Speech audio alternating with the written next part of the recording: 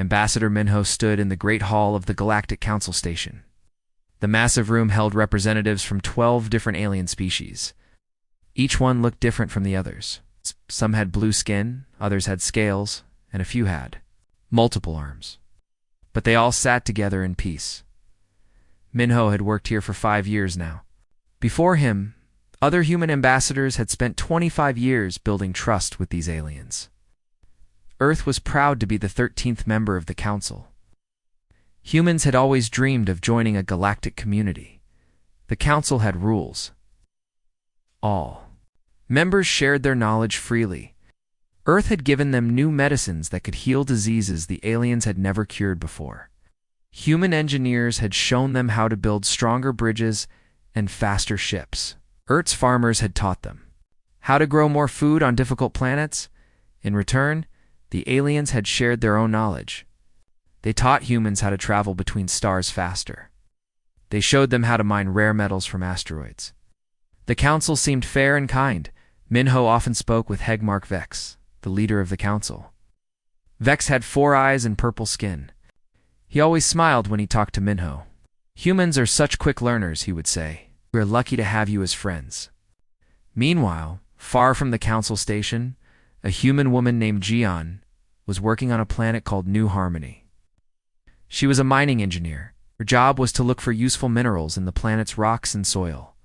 New Harmony was a beautiful world. It had green forests and blue oceans, just like Earth. Humans had been living there for 10 years. They had built 3 cities in many small towns. Over 2 million humans called New Harmony. Jian was using her scanning equipment in a mountain range when she found something amazing. Deep underground, there were massive deposits of quantum crystals. These crystals were the most valuable thing in the galaxy. They could power entire planets for hundreds of years. She immediately called the colonial governor. "Sir, you need to see this," she said, her voice shaking with excitement. "We just found enough quantum crystals to power Earth for 1,000 years." The news spread quickly through the human colonies. People celebrated in the streets. Earth would become rich beyond imagination. It could build better schools, cure more diseases, and explore even more planets. But Jian made one mistake. She sent her discovery report through the Council's communication network. All member species were supposed to share important findings with each other.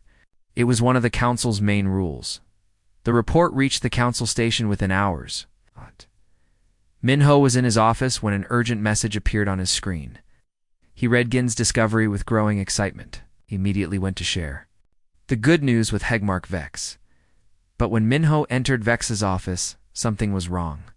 The Hegmark was not smiling. His 4 eyes looked cold and angry. 3 other alien leaders stood behind him. They all wore the same angry expression. "Minho," Vex said slowly, "we have received your report about New Harmony." "Yes," Minho said happily. "Isn't it wonderful? We can share this discovery with everyone. The crystals can help all our worlds." Vex's eyes narrowed. Humans do not understand their place in this council. Minho felt confused. "What do you mean? Quantum?" "Crystals are too important for a junior species to control," another alien said. This one had scales and spoke with a hissing voice. "Such resources belong to the senior members of the council." "But we found them," Minho said. "They are on our planet." Vex stood up from his chair. He was much taller than Minho. "Young species do not get to keep such valuable things. You will turn over all quantum crystals to the council. You will decide how to use them properly." Minho's heart began to race. "The crystals are on human territory. Our people worked hard to build that colony. Your people have overstepped their boundaries," Vex said. His voice was getting louder. "Junior members must learn their place." Before Minho could respond, alarms began ringing throughout the station. His personal communicator started buzzing with emergency messages from Earth Captain. Ginwu was orbiting New Harmony in his patrol ship when the attack began. Massive alien warships appeared from nowhere. They immediately began firing on the AAS planet's surface. The human cities erupted in flames. Jinwu watched in horror as his wife's transport ship tried to evacuate civilians from the capital city. A beam of energy struck the transport directly. The ship exploded in a ball of fire. His wife, his 2 children, and 300 other innocent people died instantly.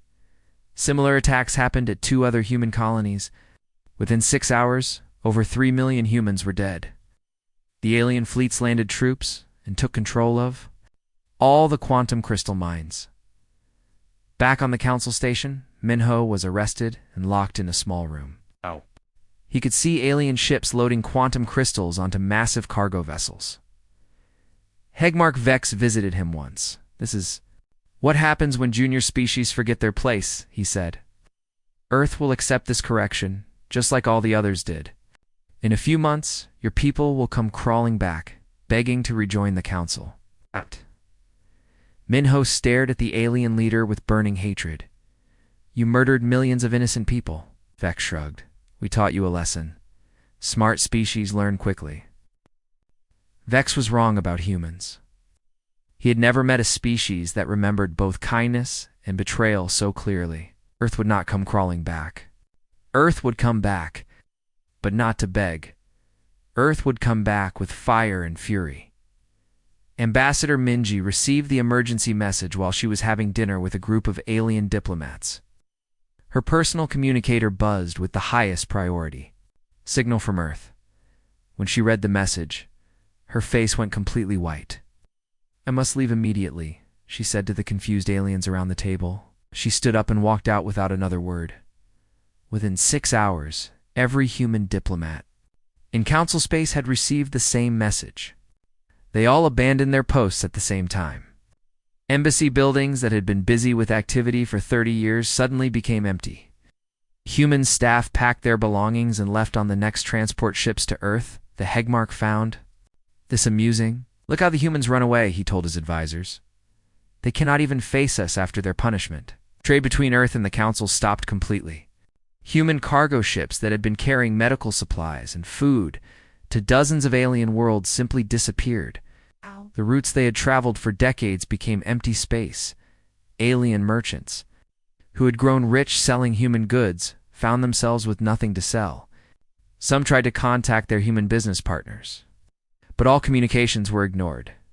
Captain Suyang was commander of a council patrol ship when the communication networks went dark.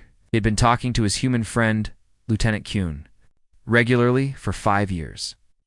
They often shared jokes and stories about their families. But one day Kyung stopped answering his messages. Suyang tried calling every day for a week, but got only silence. Soon, no human anywhere in the galaxy was responding to communications from council species. "Maybe their equipment is broken," suggested one of his crew members. But Suyang knew better. This was not an accident. This was a choice. The real surprise came when human colonies in council space began to empty. These were settlements that had existed for decades. Hundreds of thousands of humans lived on planets. Scattered throughout council territory, Intelligence Officer Haijin was monitoring communications when the evacuations began. One day, human colonies were operating normally. The next day, they were completely empty. No distress signals. No explanations. The humans had simply vanished. "How is this possible?" she asked her supervisor. "Moving that many people requires thousands of ships. We should have detected such a massive operation, but somehow the humans had moved entire populations without anyone noticing. It was as if they had learned to become invisible." The most shocking discovery came when council ships tried to approach Earth's solar system. The humans had built a defensive barrier around their home system using technology no one had ever seen before. A council exploration ship commanded by Captain Zaris tried to enter the system to deliver a diplomatic message. The ship was immediately destroyed by automated weapons that appeared from nowhere. Not a single crew member survived. "Send another ship," ordered the Hegmark. "Humans are bluffing." The second ship was destroyed even faster than the first. So was the third and the fourth, after losing 6 ships and over 2,000 crew members. The council stopped trying to reach Earth. The human solar system had become completely forbidden territory. Haijin spent most of her time trying to understand what the humans were doing inside their quarantine zone. Her sensors could detect massive industrial activity, but the readings made no sense. The energy signatures are impossible, she reported to her superiors. They are using power levels that should destroy their entire planet. But somehow their world is still there. Metal and rare materials were being moved in quantities that seemed impossible. Her instruments showed construction projects larger than anything the council had ever built. But what were they building? Maybe they are preparing to surrender, suggested one council leader. They might be building gifts to ask for our forgiveness. Jin did not think so. The humans were building something, but it was not gifts. Months passed with no word from Earth. The Hegmark remained confident. They will come crawling back, he told everyone who would listen. No species can survive without the councils. Protection and trade, but months became years. 1 year, 2 years, 3 years. Still no contact from the humans. Other alien species began to worry. The Zalani had depended on human medical supplies to treat a plague on their home world. Without human help, thousands of their people died. The Karathi had used human farming techniques to feed their growing population. Now their people were hungry. Perhaps we should try to contact them, suggested a Zalani diplomat. Maybe we can make peace. The Hegmark refused. They must come to us first. They must beg for forgiveness. By the 5th year, some council members were getting nervous. The humans had not begged for anything. They had not tried to contact anyone. They had simply disappeared from galactic society. Hyjin's reports became more disturbing each year. Energy readings from Earth's system continued to grow stronger. Whatever the humans were building, it was getting bigger and more powerful. Should we be concerned? Asked a worried council member. About humans? The Hegmark laughed. They're just a young species with primitive technology. When they get hungry enough, they will come back. 7 years passed. The galaxy slowly forgot about the missing humans. Trade routes were reorganized.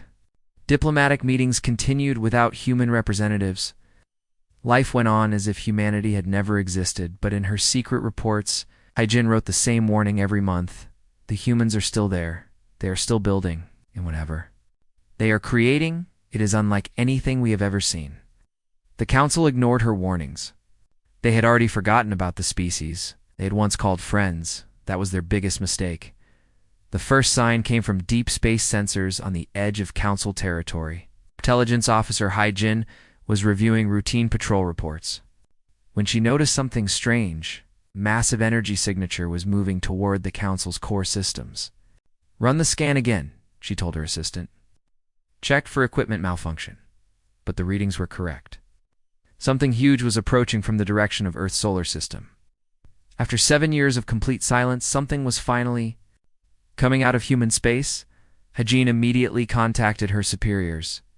Within an hour, every council military commander was staring at the same sensor data. The approaching object was larger than their biggest battleships, but it was moving faster than their smallest fighters. It must be a human surrender delegation, said General Corvin. They probably built one big ship to carry all their leaders. The Hegmark was pleased. Finally, they have learned their lesson. Prepare a ceremony to accept their surrender. Admiral Yuna was not coming to surrender. She stood on the bridge of the UES Retribution, watching her fleet emerge from the protection of Earth's barrier. Around her, hundreds of ships moved in perfect formation. These were not the rounded, friendly vessels that humans had once built, using council designs. These ships looked like hunting predators. Each vessel was angular and sharp, covered in black metal that seemed to absorb light. Strange weapons emerged from hidden compartments along their hulls. Ships moved with impossible speed and grace, as if they were alive. Admiral reported her communications officer. We are receiving contact. Requests from council forces. Ignore them, Yuna said calmly. Open a channel to the entire galaxy instead. Her message went out on every communication frequency that existed. Every ship, every planet, every space station in the galaxy received the same transmission. Is Admiral Yuna of the United Earth Fleet? She said. Her voice was cold and steady. 7 years ago, the Galactic Council murdered 3 million innocent humans. They destroyed our colonies and stole our resources. They told us that mercy was weakness in their galaxy. She paused, looking directly into the camera. Her eyes showed. No anger, only determination. Today, we apply their lesson. Engineer Dong-Yoon sat in the engine room of his ship, listening to the Admiral's message. He remembered every day of the past 7 years. Every human on Earth had worked without rest. To build this fleet, when the news of the massacre had reached Earth, the entire planet had changed overnight. Children stopped playing. Adults stopped smiling. Everyone had only one purpose: to make sure such a thing could never happen again. Dong-Yoon had been a civilian engineer before the attacks. He had designed buildings and bridges, but like every other human, he had joined the military construction effort. For 7 years, he had worked 18 hours every day in the massive shipyards that covered half of Earth's surface. They had not just built ships. They had completely reinvented technology itself. Human scientists had thrown away everything they had learned from the Council. Instead, they had developed their own solutions to the problems of space travel and warfare. The new ships used engines that bent space itself. Their weapons could disrupt matter at the atomic level. Their hulls were made from materials that became stronger when attacked. Most importantly, they were controlled by artificial intelligence systems that could think faster than any biological brain. 7 years, Dong-Yoon whispered to himself. 7 years of work for this moment. Throughout the galaxy, alien species watched in shock as the human fleet appeared on their sensors. The ships were moving faster than anything they had ever seen. Their weapons were unlike anything in Council databases, Captain. Zaris was commanding a Council patrol fleet when the humans arrived in his sector. He had 12 of the Council's best warships under his command. They had been patrolling this area for months, looking for any sign of human activity. Contact the humans, he ordered. Tell them to stop and prepare for inspection. But the human ships did not slow down. They did not respond to his messages. They simply continued their approach with terrifying purpose.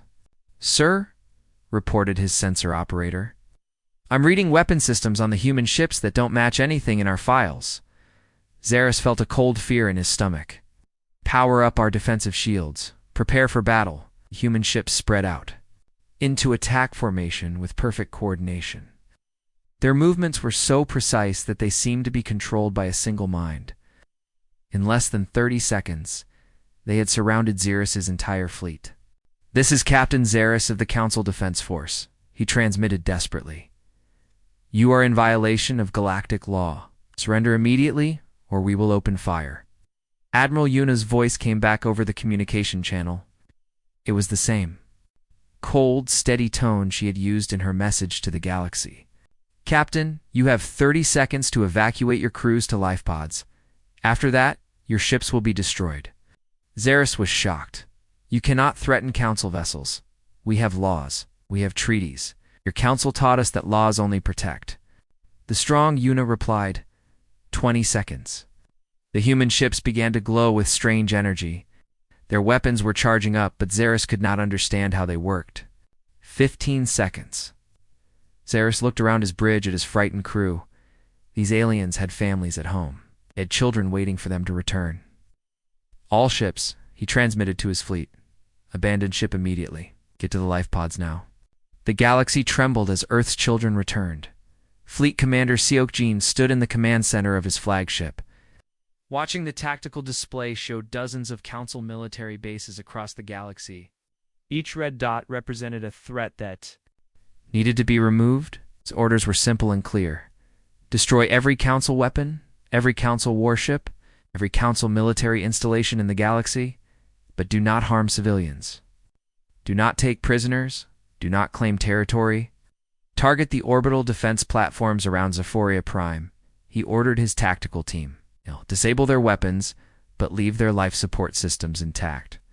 His ship, the UES Vengeance, moved toward the heavily defended Council world. Zephoria Prime was home to the Council's largest military academy. Thousands of young aliens were trained there every year to become officers in the Council fleet. The planet's defenses immediately activated. When they detected the approaching human ship, massive energy cannons began firing at the Vengeance. The weapons were powerful enough to destroy entire mountains. but the energy beams simply passed through the human ship. As if it was not there, Tactical Officer Sahi monitored the enemy attacks. From her station, "Their weapons cannot lock onto us," she reported. "Our phase-shifting hull is working perfectly. The human ship had the ability to exist slightly outside normal space. Council weapons were designed to hit solid targets, but the Vengeance was no longer completely solid. It moved like a ghost through the enemy fire." "Return fire," ordered Siochin. "Disable their weapons, but preserve their crews." The Vengeance fired a single beam of strange blue energy. The beam struck the orbital defense platform and passed harmlessly through the crew quarters, but every weapon on the platform immediately stopped working. The metal components of the guns began to break apart at the molecular level.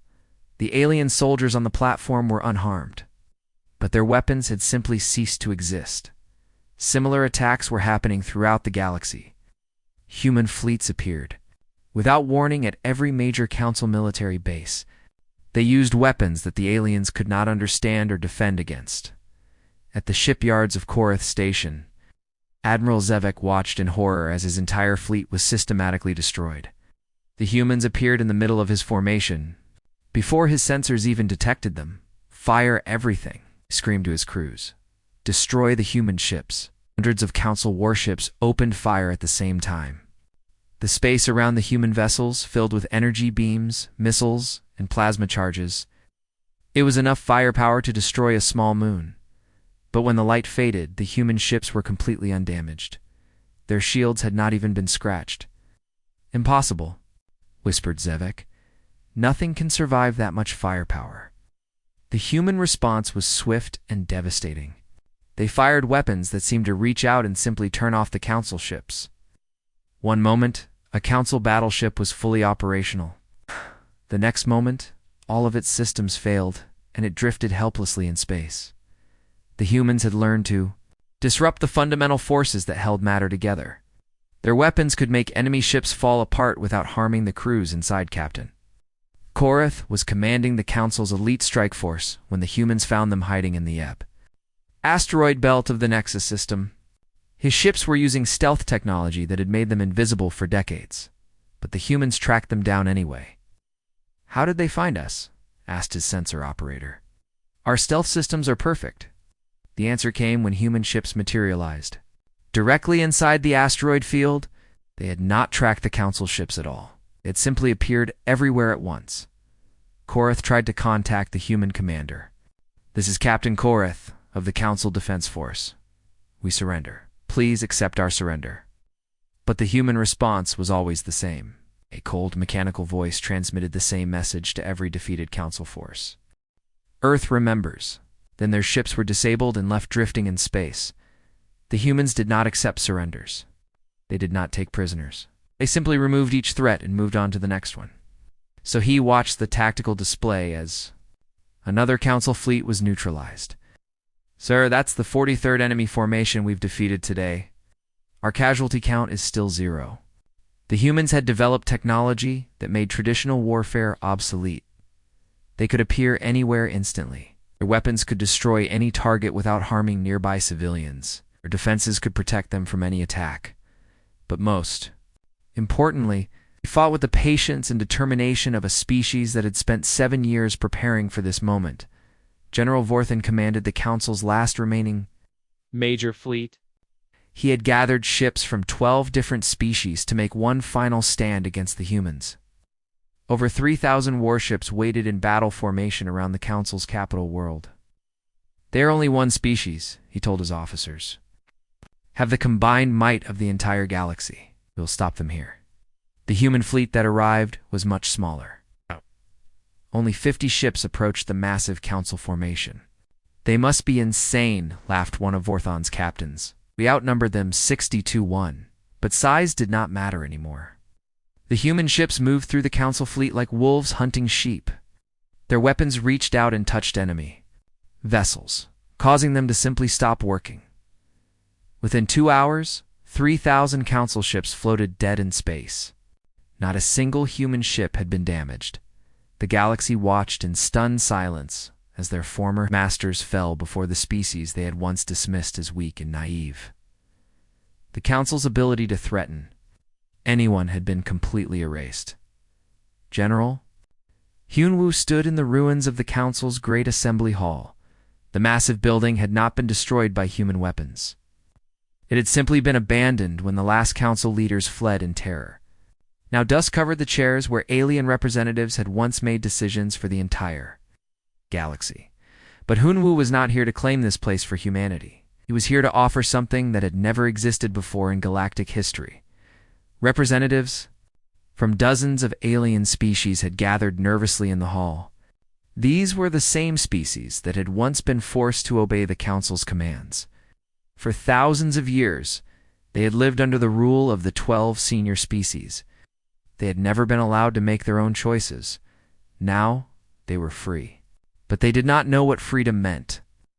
"We understand that you are afraid," Hyunwoo said gently. His voice echoed through the enormous room. "For generations, your people have been told what to do by others, but those days are over." A small, furry alien named Crix raised his hand hesitantly. "What do you want from us, human? Will you be our new masters?" Hyunwoo smiled sadly. "We do not want to be anyone's masters. We have seen what happens when one species controls all the others. We will never allow that to happen again." He activated a holographic display that showed the galaxy. Instead of the old Council territories, the map now showed hundreds of independent worlds. "Each of your species will govern itself," he explained. "You will make your own laws. You will choose your own leaders. You will decide your own future." The aliens looked confused. This was not how galactic politics had ever worked before. A tall, scaled alien named Senth spoke up. "But who will keep order? Who will prevent wars between species?" "We will," Hyunwoo answered. "But only if you ask for our help, and only to protect those who cannot protect themselves." Diplomat Yanji was working on the planet New Harmony, supervising the reconstruction of the quantum crystal colonies. The mining facilities had been rebuilt exactly where they had been before the Council's attack. But now they operated very differently. Alien workers from 6 different species worked alongside humans in the crystal mines. The profits from the mining operation were shared equally among all the participating worlds. No single species controlled the valuable crystals. "This is unprecedented," said Dr. Zalani, a scientist from one of the former Council species. "All of galactic history, the species that controlled the resources kept all the wealth for themselves." Yonji watched human and alien children playing together in the colony's central park. Their parents had been enemies just months ago. Now they were building a new future together. "Humans remember what it feels like to be powerless," she told Dr. Zalani. "We will never forget the terror of watching our families die, while others stood by and did nothing. That is why we share what we have." The Terran Commonwealth was unlike any government the galaxy had ever seen. It had no capital world and no supreme leader. Instead, it was a network of independent worlds that had chosen to work together. When conflicts arose between species, Commonwealth mediators would arrive to help find peaceful solutions. When pirates attacked innocent traders, Commonwealth ships would hunt them down. When natural disasters struck, Commonwealth relief efforts would arrive within days. But the Commonwealth never forced anyone to join. Membership was always voluntary. Captain Minho, former ambassador, who had witnessed the original betrayal, now commanded a Commonwealth patrol ship.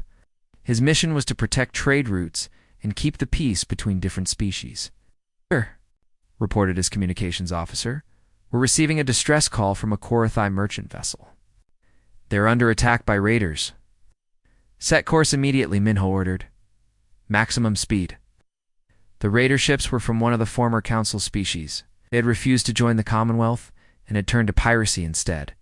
They thought they could prey on weaker species without consequences. They were wrong. Minho's ship arrived within minutes and quickly disabled the raider vessels. But instead of destroying them, he transmitted a message. "This is Captain Minho of the Commonwealth. You have attacked innocent merchants. Surrender now, and you will be treated fairly. Continue your attacks, and you will be stopped permanently. The raiders chose to surrender. They were taken to a Commonwealth court where they received fair trials. Those who had killed innocents were imprisoned. Those who had only stolen property were given chances to make up for their crimes. This was the new way. Justice without revenge. Strength without cruelty. On Earth, in the great memorial built for the victims of the Council's attack, President Juan gave a speech to representatives from across the galaxy. "We've built this memorial not just for our dead, but for all the innocent people who have suffered under the rule of the strong," she said. "We remember their names so that we never forget why we fight." The memorial listed millions of names from hundreds of different species: humans who had died in the attacks, aliens who had been enslaved by the Council, children who had starved because their worlds were not important enough to receive aid. "We remember both kindness and betrayal equally," G1 continued. "We remember those who helped us and those who hurt us. This memory guides everything we do." The galaxy was learning that humans possessed something more dangerous than advanced weapons. They possessed the determination to never let the innocent suffer again, while the strong looked away in the new galaxy. Those who protected others would never again fear those who preyed upon them.